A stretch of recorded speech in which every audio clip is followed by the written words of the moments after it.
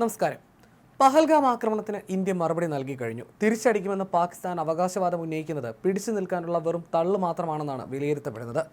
എന്നാൽ പാക് ടാങ്കുകൾ അതിർത്തിയിലേക്ക് എത്തിക്കുന്നതായി റിപ്പോർട്ടുകൾ പുറത്തു വരികയും ചെയ്യുന്നുണ്ട്.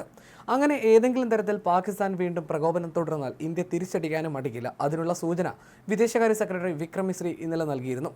അതിനാൽ ഓപ്പറേഷൻ സിന്ദൂറിന്റെ അടുത്ത ഘട്ടം ഉണ്ടാകുമോ എന്ന് പാകിസ്ഥാൻ ഭയക്കുന്നുണ്ട്. ലോകരാജ്യങ്ങളും ഇത് ഉറ്റുനോക്കുന്നുണ്ട്. ഓപ്പറേഷൻ സിന്ദൂറിന് രണ്ടാം ഘട്ടം ഉണ്ടെന്നാണ് കേന്ദ്രം നൽകുന്ന സൂചന. ഇന്ത്യയുടെ പട്ടികയിലുള്ള 21 ഭീകര കേന്ദ്രങ്ങളിൽ കഴിഞ്ഞ രാത്രി ആക്രമിച്ചത് 9 എണ്ണം മാത്രമാണ്.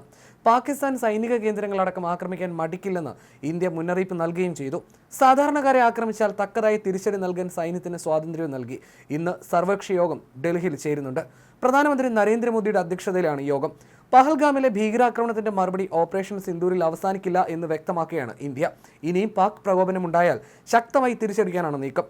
സൈനിക കേന്ദ്രങ്ങൾ ആക്രമിക്കാൻ മടിക്കില്ലെന്നും മുന്നറിയിപ്പ് നൽകുന്നു. പാകിസ്ഥാന്റെ കൂടുതൽ തീവ്രവാദ ക്യാമ്പുകൾ ഇന്ത്യ ഉന്നം വെക്കുന്നതായിട്ടാണ് റിപ്പോർട്ടുകൾ. നിയന്ത്രണ രേഖയിലെ സാധാരണക്കാർക്ക് നേരെയുള്ള നടപടിക്ക് തക്കതായി തിരിച്ചടി നൽകാൻ സൈന്യത്തിന് സ്വാതന്ത്ര്യം നൽകിയിട്ടുണ്ട്. ഏതു നീക്കവും പ്രതിരോധിക്കുമെന്ന് വീരവാദം മുഴക്കിയ പാകിസ്ഥാന് പക്ഷേ കഴിഞ്ഞ ദിവസം പുലർച്ചെയുണ്ടായ അപ്രതീക്ഷിത നീക്കത്തെ പ്രതിരോധിക്കാൻ പോലും കഴിഞ്ഞില്ല. അതിർത്തിയിൽ മിസൈലുകളും യുദ്ധവിമാനങ്ങളും വിന്യസിച്ചെങ്കിലും ഇന്ത്യൻ ആക്രമണം തടയാൻ കഴിയാതിരുന്നത് പാകിസ്ഥാൻ സേനയ്ക്ക് വലിയ നാണക്കേടുമായി മാറി. ജമ്മു കാശ്മീർ അതിർത്തി പങ്കിടുന്ന മേഖലകളിൽ വരും ദിവസങ്ങളിലും പാക് ഭാഗത്തു നിന്ന് തുടർച്ചയായ ഷെല്ലാക്രമണം പ്രതീക്ഷിക്കാം. ധർമ്മശാല, ലേ, ജമ്മു, ശ്രീനഗർ, അമൃത്സർ, ചണ്ഡീഗഡ് വിമാനത്താവളങ്ങൾ അനിശ്ചിതകാലത്തേക്ക് അടച്ചിട്ടത് ഇത് മുന്നിൽ കണ്ടാണ്. അതേസമയം സിവിലിയന്മാരെ ലക്ഷ്യമിട്ടുള്ള ആക്രമണത്തെ ഇന്ത്യ വെച്ച് പുറപ്പിക്കില്ലെന്നും അവർക്കറിയാം. അടിച്ചാൽ വെച്ചേക്കില്ലെന്ന് ഇന്ത്യ വ്യക്തമാക്കിയിട്ടുണ്ട്.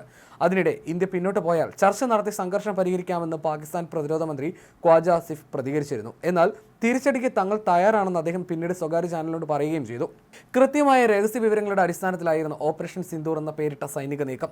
സാധാരണ ജനങ്ങളുടെ ജീവനും സ്വത്തിനും നാശനഷ്ടം സംഭവിക്കാത്ത തരത്തിലാണ് സൈന്യം ആക്രമണം നടത്തിയതെന്ന് കേണൽ സോഫിയ ഖുറേഷിയും വിംഗ് കമാൻഡർ വ്യോമിക സിംഗും വ്യക്തമാക്കി. ഓപ്പറേഷൻ സിന്ദൂറിനെ പറ്റി ഔദ്യോഗിക വിശദീകരണം നൽകാൻ ഇന്നലെ രാവിലെ 10:30 നടത്തിയ വാർത്താ സമ്മേളനത്തിൽ വിദേശകാര്യ സെക്രട്ടറി വിക്രം മിശ്രയ്ക്കൊപ്പം പങ്കെടുത്ത് സംസാരിക്കുകയായിരുന്നു ഇരുവരും. പാകിസ്ഥാൻ സൈനിക കേന്ദ്രങ്ങളെ സൈന്യം ലക്ഷ്യം വെച്ചിട്ടില്ലെന്നും അവർ വ്യക്തമാക്കി. കൊളാറ്ററൽ ഡാമേജ് ഒഴിവാക്കുക എന്ന ലക്ഷ്യത്തോടെയാണ് ആക്രമണത്തിന് വേണ്ട ആയുധങ്ങൾ പോലും തിരഞ്ഞെടുത്തതെന്ന് വിംഗ് കമാൻഡർ വ്യോമിക സിംഗ് വ്യക്തമാക്കി. ഇന്ത്യൻ സൈനിക കാര്യത്തിന് തെളിവായി മാറുകയായിരുന്നു operation Sindoor. American vice president JD Vance ഇന്ത്യയിൽ സന്ദർശനം നടത്തവെയാണ് പാകിസ്ഥാന്റെ പിന്തുണയോടെ പഹൽഗാമിൽ ഒരു നേപ്പാൾ പൗരനടക്കം 26 പേരെ ഭീകരർ വെടിവെച്ച് കൊന്നത്. പിന്നീട് അങ്ങോട്ടുള്ള 15 ദിവസവും കൃത്യമായ പദ്ധതിയോടെയായിരുന്നു ഇന്ത്യയുടെ നീക്കം. ലോകരാജ്യങ്ങളെല്ലാം വിഷയം കൃത്യമായി ധരിപ്പിച്ചു. അമേരിക്ക, റഷ്യ, ബ്രിട്ടൻ അടക്കമുള്ള ലോകരാജ്യങ്ങൾ തീവ്രവാദത്തിനെതിരെയുള്ള ഇന്ത്യയുടെ നീക്കത്തിന് പിന്തുണയുമായി രംഗത്ത് വന്നു. കശ്മീരിലെ പാക് അധിനിവേശത്തിന് സ്വാതന്ത്ര്യകാലത്തോളം പഴക്കമുണ്ട്. ഇതിനിടെ പലപ്പോഴും പാകിസ്ഥാൻ ഇന്ത്യയെ വെല്ലുവിളിക്കുകയും ചെയ്തിട്ടുണ്ട്. അപ്പോഴെല്ലാം അവരെ തകർക്കുകയും ചെയ്തു ഇന്ത്യ. അങ്ങനെ 8 തവണ പാകിസ്ഥാനെ ഇന്ത്യ പാഠം പഠിപ്പിച്ചു. പക്ഷേ ഒന്നും അവർ പഠിച്ചില്ലെന്നതാണ് വസ്തുത. അതിന് തെളിവായിരുന്നു 16 ദിവസം മുമ്പ് നടന്ന പഹൽഗാം ആക്രമണം. അതിന് തീവ്രവാദ കേന്ദ്രങ്ങൾ കൃത്യമായി നിശ്ചയിച്ചാണ് ഇന്ത്യ മറുപടി നൽകിയത്. ജെയ്ഷെ മുഹമ്മദിന്റെ മൗലാന മസൂദ് അസറിനെല്ലാം നഷ്ടമായി. 10 കുടുംബാംഗങ്ങൾ മരിച്ചു. ഇതിലും നല്ലത് താൻ മരിക്കുന്നതായിരുന്നുവെന്ന് കൊടും ഭീകരനെ കൊണ്ട് പറയിപ്പിക്കുകയും ചെയ്തു. അങ്ങനെ ഇന്ത്യയുടെ പഹൽഗാം വിരുദ്ധ യുദ്ധതന്ത്രം കൃത്യമായിരുന്നുവെന്ന് മസൂദിലൂടെ ലോകമറിഞ്ഞു.